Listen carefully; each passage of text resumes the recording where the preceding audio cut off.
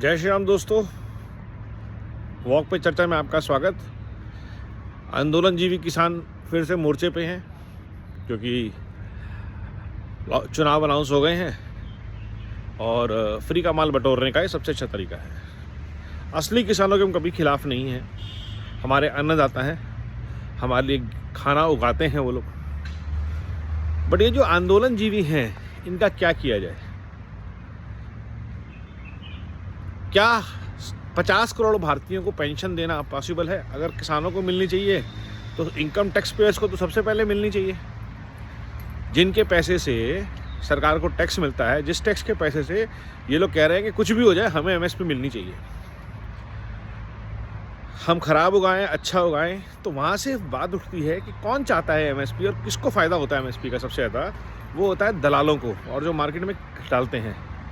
70% पंजाब की खेती आज की डेट में बिहारी मजदूर करता है। पंजाब के लोग तो कनाडा चले गए।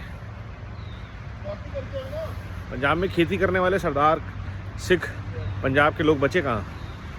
पंजाब में खेती करता है बिहारी, और बिहारी आपको आंदोलन में नज़र नहीं आएगा क्योंकि वो किसान नहीं है, वो मजदूर है। अगर आ रहा है तो वो इसलिए आ रहा है कि उसको सैलरी दी जा रही है उसके मालिक द्वारा, उसके कोई हक नहीं है।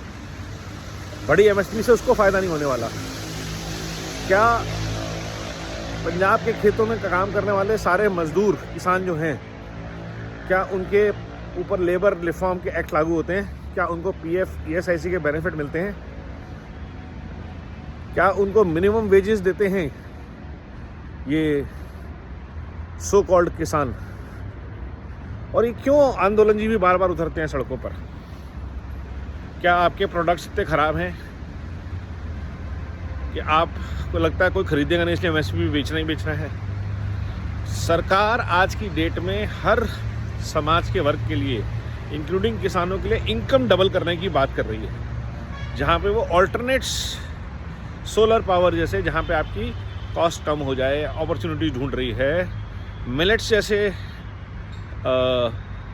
प्रोडक्ट्स आपको दे रही है जिसकी प्रोक्योरमेंट सरकार लेने को तैयार है, लेकिन नहीं, आपको चाहिए चावल, गेहूं और गन्ने पे सबसे ज़्यादा पैसा, कीनू का पैसा। क्यों भाई? क्योंकि कीनू आपने एक बहुत इनोवेटिव प्रोडक्ट बना लिया है और वो मास में प्रोड्यूस होता है। किसी को खाना नहीं है, किसी को पीना नहीं है, आप पैकेजिंग प्लांट लगाओ। बट आप चाहते हो कि सरकार प्रोक्योर करे। किसके पैसे से? सरकार आपसे 10 रुपये का खरीदे और गरीबों को 2 रुपये का बेचे, और वही 2 रुपये का गेहूँ आप दोबारा गरीब बन के खरीद लें। मतलब क्या चल क्या रहा है? अब सवाल उठाने का वक्त आ गया है कि देश को उठ के पूछना पड़ेगा कि कब तक हमें ऐसे आंदोलनों के तहत रोज़ धमका के रखा जाएगा, डरा के रखा जाएगा, बांध के रखा जाएगा, हम काम करने ना जाए। लाखों लोग जिनको पूरे देश में आना जाना है कहीं भी, दिल्ली एनसीआर में, दिल्ली एनसीआर से बाहर, वो आपके मोहताज हैं, आपके आंदोलनों के मोहताज हैं, आपकी अराजकता के मोहताज हैं। पंजाब सरकार से बात क्यों नहीं करते आप? आपके सीएम ने क्या कहा? पहले आप अमरिंदर के खिलाफ थे, अब भगवंत मान के खिलाफ क्यों नहीं है? क्योंकि पैसा कनाडा से आ रहा है आंदोलन के लिए। ये रियलिटी है। मर्सिडीज़ के ट्रक्स पे चढ़ के अगर किसान आ रहे हैं कि हमें पैसा दो, तो क्या माना जाए?